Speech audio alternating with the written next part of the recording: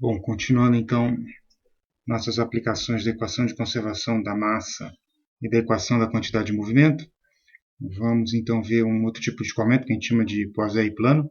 Então, é um escoamento 2D. Vocês podem ver no diagrama que eu já deixei preparado.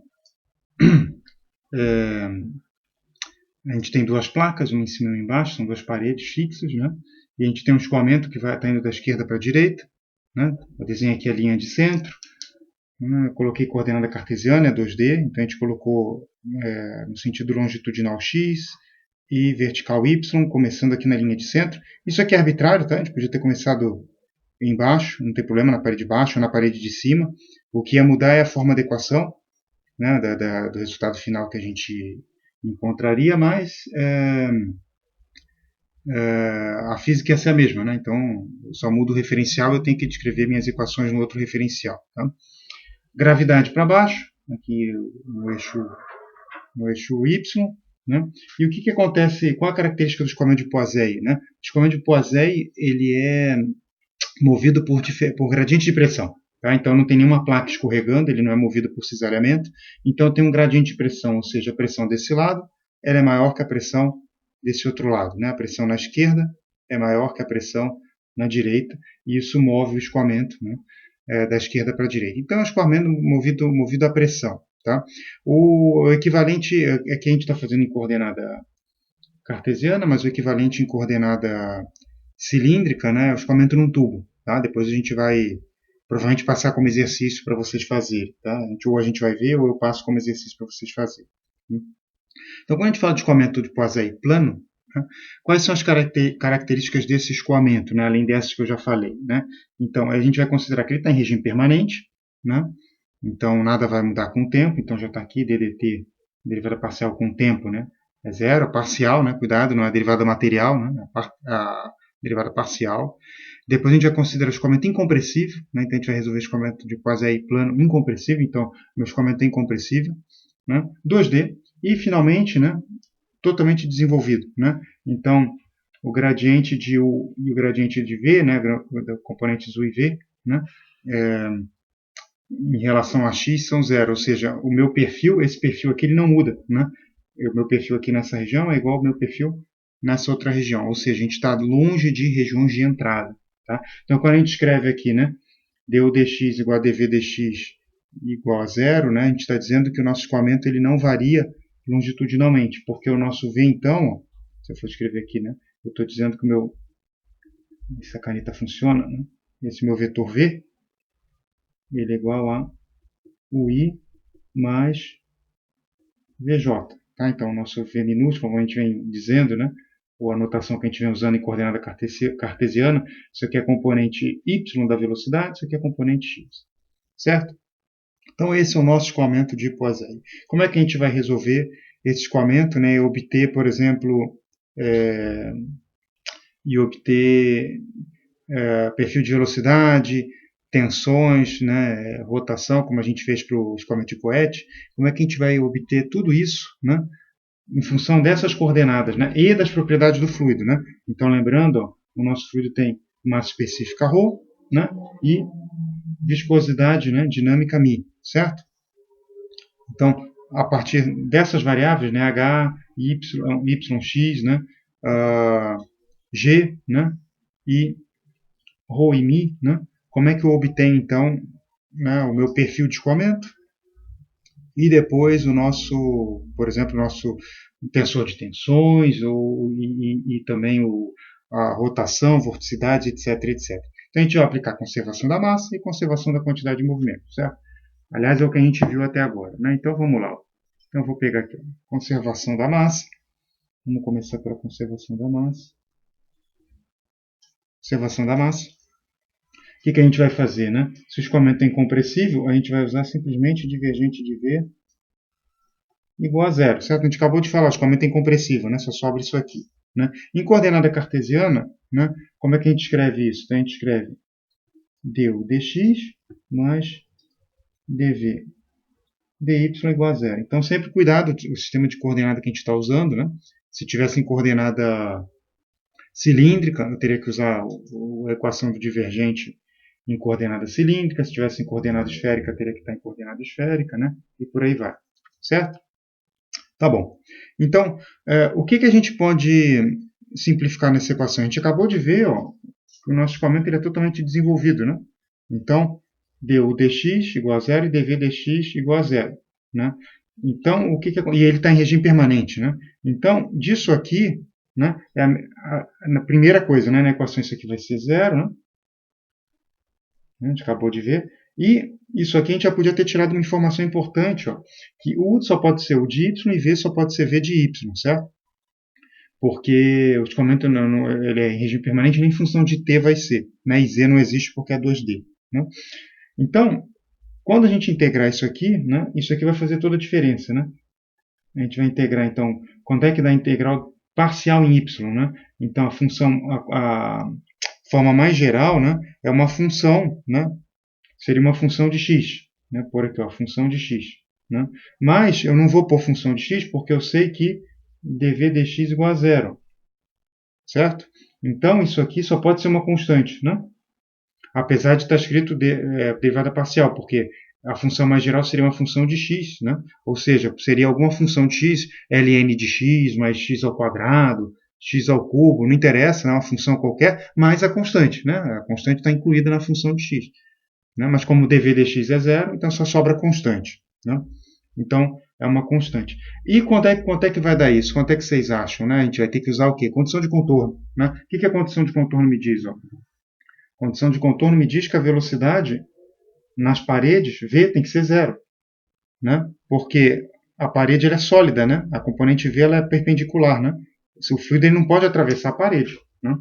Então, daqui a gente tira da condição de contorno, a gente pode escrever assim, as condições de contorno, quais são? Né? São que em y igual a mais ou menos h, na parede de cima ou na de baixo, né? Eu tenho que ter v igual a zero. Se v é uma constante, então esses dois aqui vão me dar aqui, essa constante ela só pode ser zero. Né? Então v sempre é zero. Né? Então isso aqui me dá ó, que v igual a zero. Certo?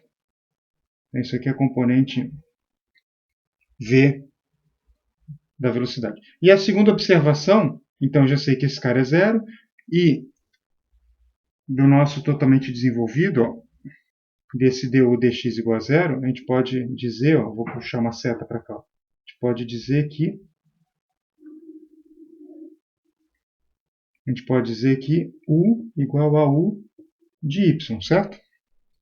Então daqui o que a gente obtém, né? Então daqui eu já sei que se a gente escreve o nosso v daquela forma, né, que eu tinha escrito antes, então daqui eu sei que v igual a u de y e eu não tenho nenhuma componente em j, né, nenhuma componente em y. Tá bom. Como é que eu preciso terminar agora a minha solução? Quantidade de movimento. Quando eu resolver a equação da quantidade de movimento, né, a solução dela ela deve me fornecer então esse perfil de velocidade, o de y. Né? E uma vez com o perfil de velocidade, né, vocês já viram, né, a gente consegue achar, né, o vetor rotação, né, a gente consegue achar tensor de tensões e por aí vai. Tá? Então vamos lá, vamos começar com a quantidade de movimento em y. Vou escrever aqui a quantidade de movimento. Eu vou começar com a componente y.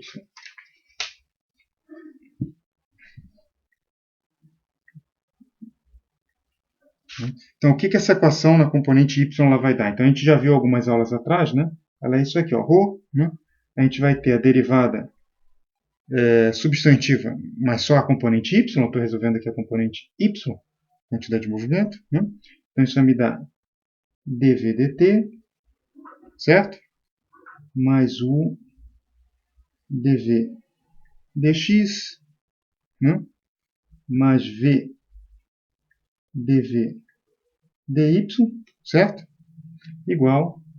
Aí eu tenho agora a componente y da gravidade, certo? Então ela vai dar menos g, pelo jeito que a gente desenhou lá, né? A gente já vê quanto vai dar, menos dp dy. Então esse y aqui é um índice, né? A componente y da gravidade. menos dp dy, mais o Laplaciano de v, né? Mais mi Laplaciano de v.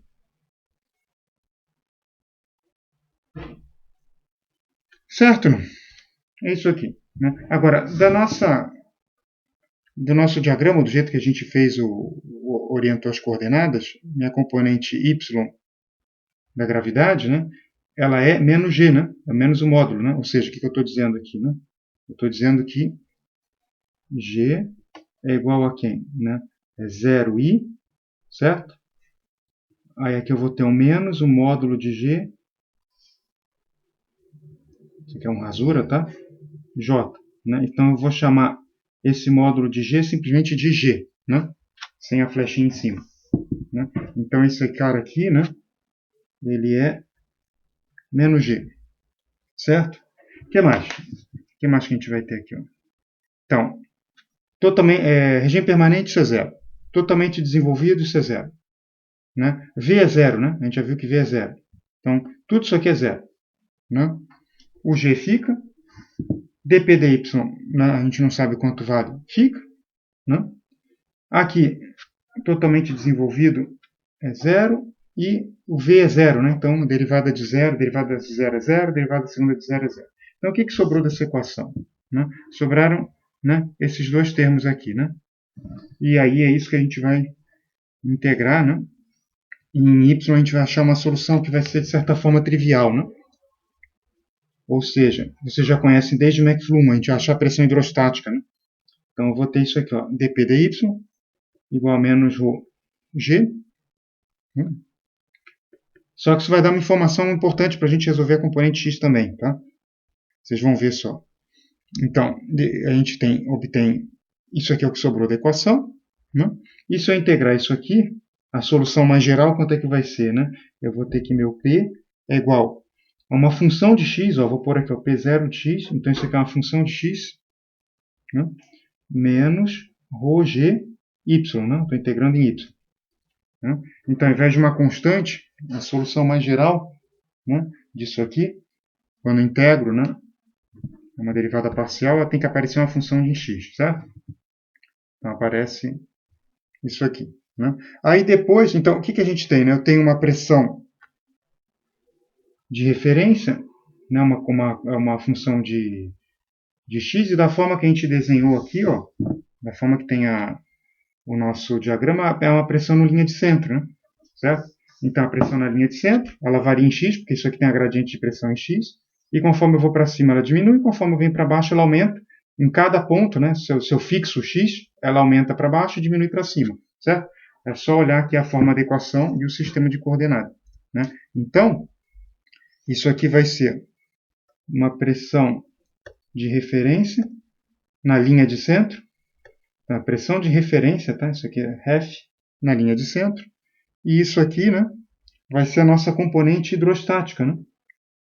Igualzinho a gente viu em McFlurry. Tá? Então, componente, ou vocês viram, né, hidrostática.